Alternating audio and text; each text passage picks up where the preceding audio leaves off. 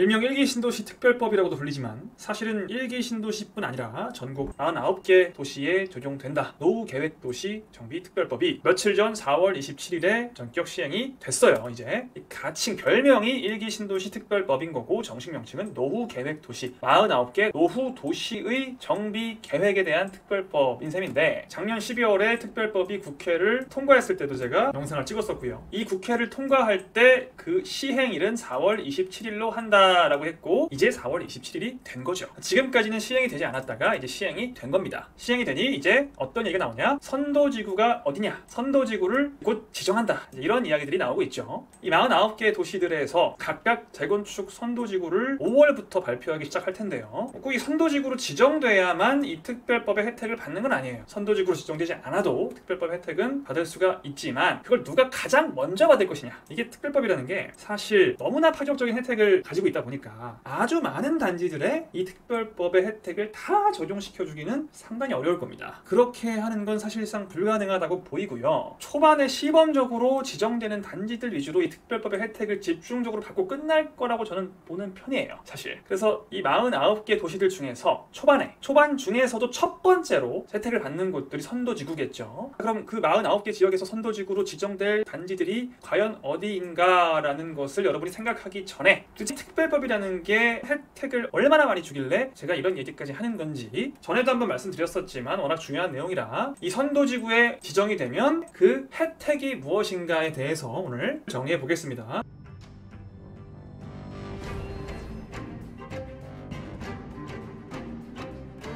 노후계획도시 정비에 관한 특별법이 통과됨에 따라서 전국 49개 지역의 지자체장들은 본인 담당 지자체 각각 특별정비계획이라는 걸 수립할 수 있게 돼요. 이 특별정비계획을 수립하기 전에 각 지역의 선도구역이라는 걸 또 지정할 수 있게 되는데, 아마 여러분들의 관심이 많이 쏠리는 곳은 요 내용이겠지만 그건 마지막에 말씀을 드려야 할 것 같고요. 특별정비계획에 대해서 먼저 알아볼게요. 이 49개의 지자체장들은 모두 특별정비계획이라는 걸 수립할 수 있게 되는데, 이 법까지 통과시켜줬는데 특별정비계획을 만약에 안 세우는 지자체장이 있다면 그 지자체장은 다음 선거는 무조건 떨어진다고 보면 되기 때문에 반드시 특별정비계획을 수립할 겁니다. 각 지자체장들이 특별정비계획을 수립하면 그 계획 안에서 특별정비구역을 지정하는데요. 재건축이나 리모델링 등을 특별하게 할 수 있는 특별정비구역을 지정한다는 거예요. 특별하게. 일반적인 재건축 리모델링과는 조금 다른, 훨씬 뭔가 특별한 그런 정비구역을 지정할 수 있게 됩니다. 웬만해서는 특별정비구역을 지정을 하겠죠. 굳이 우리 지자체만 지정 안 했다가는 욕을 많이 먹을 거 아니에요. 지정할 겁니다. 자, 앞으로 지역별로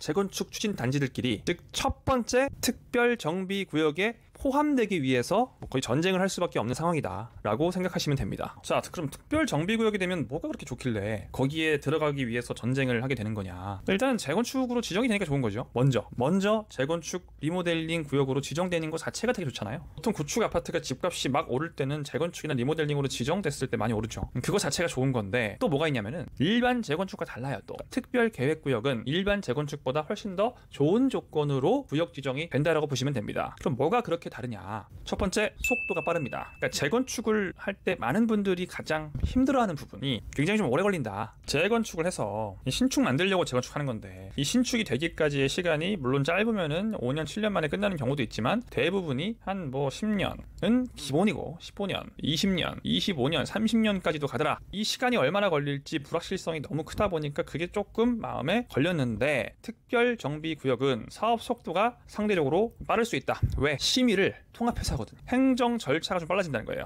수많은 심의를 받아요. 재건축을 하려면 건축 심의도 해야 되고, 경관 심의도 해야 되고, 교육 환경에 어떤 영향을 주는지 평가도 받아야 되고, 교통 영향 평가 등 여러 가지 심의를 받는데, 이게 심의 자체가 어려워서 오래 걸린다기보다는 하나 끝내고 또 한참 기다렸다가 또 하나 하고, 이거 끝내고 한참 기다렸다가 또 저거 하고, 그거 끝내고 한참 있다가 또, 원래 우리가 공무원들이 일을 하다 보면은 대기하는 시간이 길고 준비하는 시간이 길고 마무리하고 또 통보하는 시간도 있고, 그런 시간들이 굉장히 오래 걸려요. 그래서 이런 것들이 재건축을 굉장히 오래 걸리게 하는 요소가 되는데, 이런 거를 그냥 이거 한 4번에 나눠서 하지 말고 그냥 한 번에 다 해버리자. 그렇게 할 수 있게 해주겠다. 사업 속도가 상대적으로 빨라질 수밖에 없죠. 이런 혜택이 일단 하나 있고요. 그리고 사업 속도를 빠르게 해줄 또 하나의 장점이 안전진단 면제 또는 완화예요. 이 안전진단이라는 이 단계가 굉장히 오래 걸립니다. 이 안전진단이 통과 안 될 만한 아파트를 안전진단을 면제시켜서 통과시켜 줄 수 있다는 장점도 있지만, 원래 안전진단을 통과할 수 있는 아파트도 이 안전진단을 면제받게 되는 순간 2, 3년을 생략한다는 거죠. 시간을. 이 안전진단 면제가 왜 사업 속도에 비약적인 영향을 주는지에 대해서는 일기신도시 특별법에 대해서 처음 다룬 영상이 있는데, 그 영상에서 자세하게 설명해놨어요. 그러니까 이런 심의 통합이나 안전진단 면제 등은 재건축 속도를 상당히 빠르게 해줄 수 있다. 이게 첫 번째 특혜고요. 이것만 해도 엄청 큰 겁니다. 두 번째, 자, 재건축의 핵심 중 또 하나죠. 재건축의 첫 번째 핵심이 속도였다면 두 번째 핵심은 돈이죠. 돈 벌려고 재건축하는 거죠. 사실 뭐 공공에 기여하겠다 뭐 하겠다 하지만 실제로는 돈이 되니까 재건축을 하려고 하는 거거든요. 돈이 많이 되려면 사업성이 좋아야 돼요. 재건축 사업성이 좋아야 되는데, 이 사업성이 좋아지기 위해서 많은 사람들이 바라고 있는 게 지금 용적률 사냥이죠. 꿈에 그리던.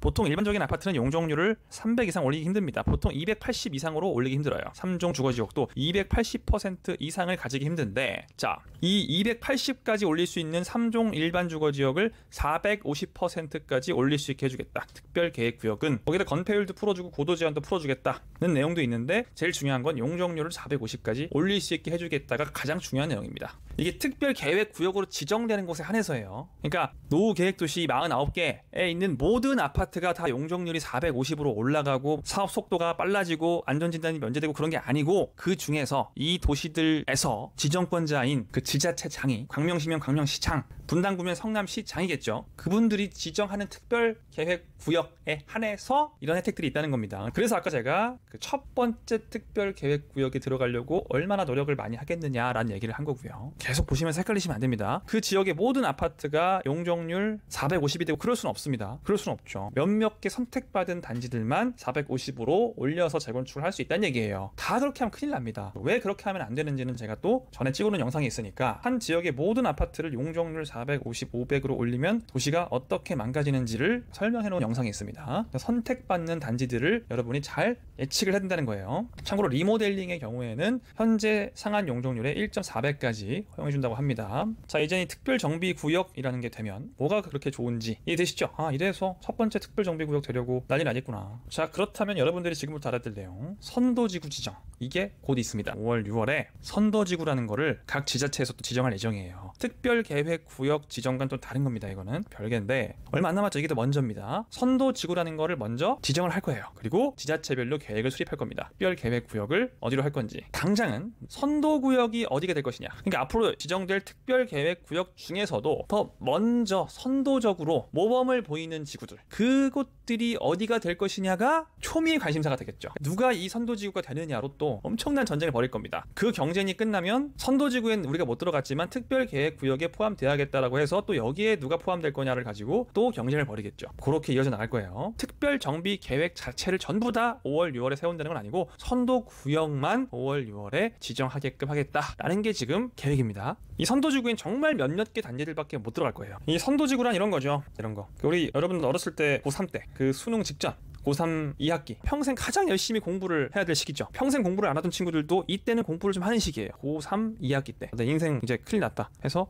열심히 공부할 때인데, 이때 집에 가는 친구들이 있어요. 이런, 그냥 나 수시 붙었거든, 1학기 때 수시 붙었거든, 수능 안 보거든, 얘들아 수능 잘 봐 하면서 집에 가는 친구들 있죠. 난 이미 붙었어, 마음 편해. 이 친구예요. 이 친구. 이 선도지구라는 게 이 친구예요. 수시로 미리 붙어놓는다는 거예요. 뭐를? 특별계획구역에 수시로 미리 합격해놓은 친구들이 이 선도지구입니다. 얼마나 되고 싶어요. 물론 나중에 특별계획구역에 들어가면 되긴 해요. 하지만 이왕이면 선도지구로 먼저 합격하고 싶은 게 사람 마음이죠. 우리가 먼저 붙어서 다른 친구들끼리 열심히 경쟁하는 거 구경하고 싶은 심리는 누구나 똑같아요.